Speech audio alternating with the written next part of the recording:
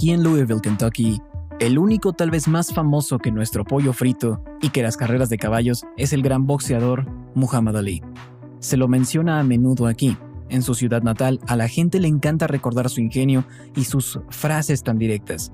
Cuando falleció en junio de 2016, me tomé un tiempo para leer algunas de sus entrevistas y me topé con esta que hizo para Reader's Digest en 2001. En la entrevista, le preguntaron a Ali qué pensaba de las distintas religiones. Él respondió así: ríos, estanques, lagos y arroyos. Todos tienen nombres distintos, pero contienen agua.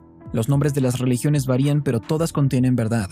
Luego el entrevistador le preguntó qué representaba su religión para él, y él respondió que un día todos moriremos, que Dios nos juzgará a nosotros y a nuestras buenas y malas obras, y que si las malas pesan más que las buenas, iremos al infierno, pero si las buenas pesan más que las malas, iremos al cielo. Eso es bastante acertado. Así funcionan la mayoría de los sistemas religiosos. Ganamos el favor al asegurarnos de que lo bueno pese más que lo malo. La mayoría de la gente piensa eso de la religión. Si me esfuerzo por ser bueno, podré ir al cielo.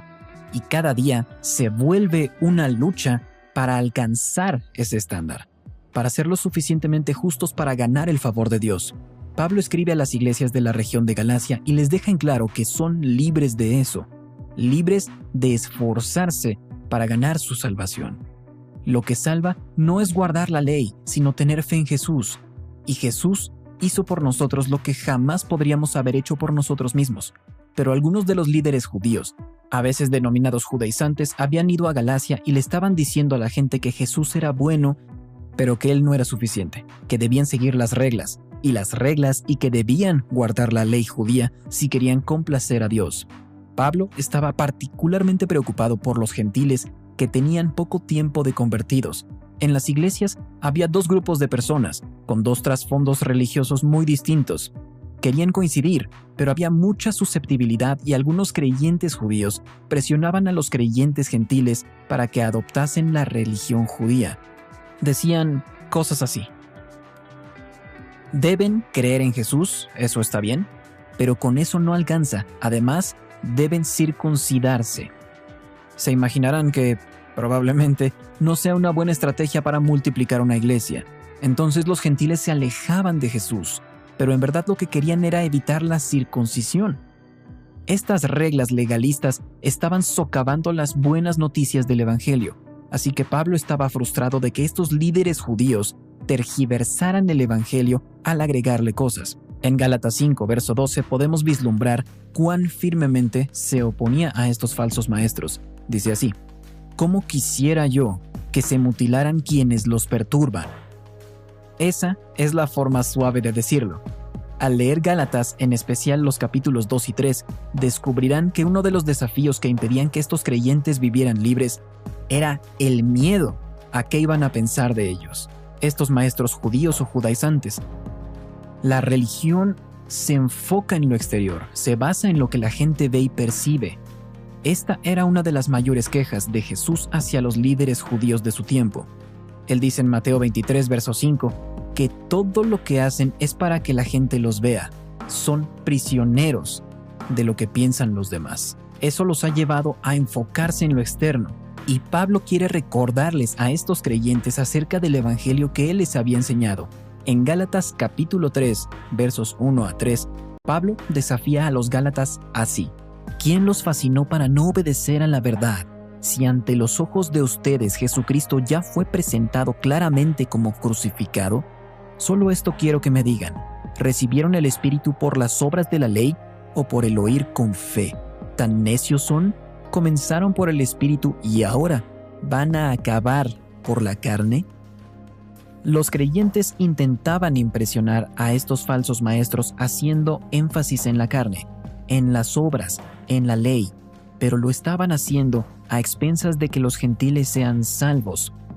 Así que Pablo está frustrado porque están intentando vivir la vida con su propia fuerza y en el proceso están diluyendo el evangelio de la gracia, intentando agradar a los demás.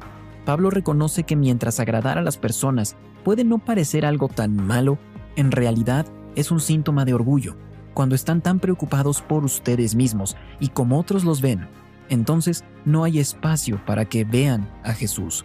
Así que esto es lo que Pablo quiere que vean, que la naturaleza del Evangelio nos libera de eso. La naturaleza del Evangelio nos libera del orgullo, nos libera de ser presos de lo que otros piensan de nosotros.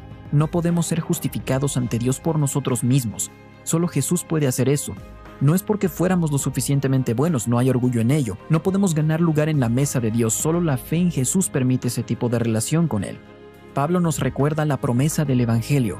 No podemos estar orgullosos de nada, porque no es algo que ganamos, no se logra a través del esfuerzo humano, no es otorgada por líderes religiosos que están impresionados con nuestra piedad, sino que el Evangelio es la promesa de Dios, entregada por el Espíritu Santo.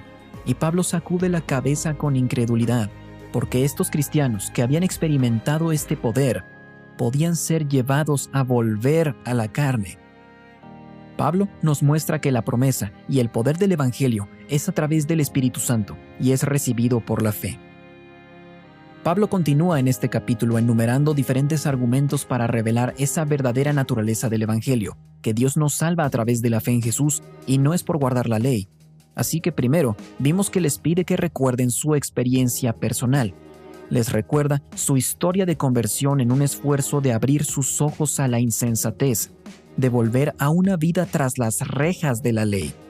Y a continuación, veremos que hace referencia y cita el Antiguo Testamento más de 6 veces tratando de decir que es la fe, no es la obra lo que nos salva. Así que no es la ley la que tiene el poder de salvar. Pablo escribe en el verso 5: aquel que les suministra el Espíritu y hace maravillas entre ustedes, ¿lo hace por las obras de la ley o por el oír con fe? En el verso 6, así Abraham creyó a Dios y le fue contado por justicia. Hace referencia al Antiguo Testamento. Verso 7, sepan por tanto que los que son de la fe son hijos de Abraham.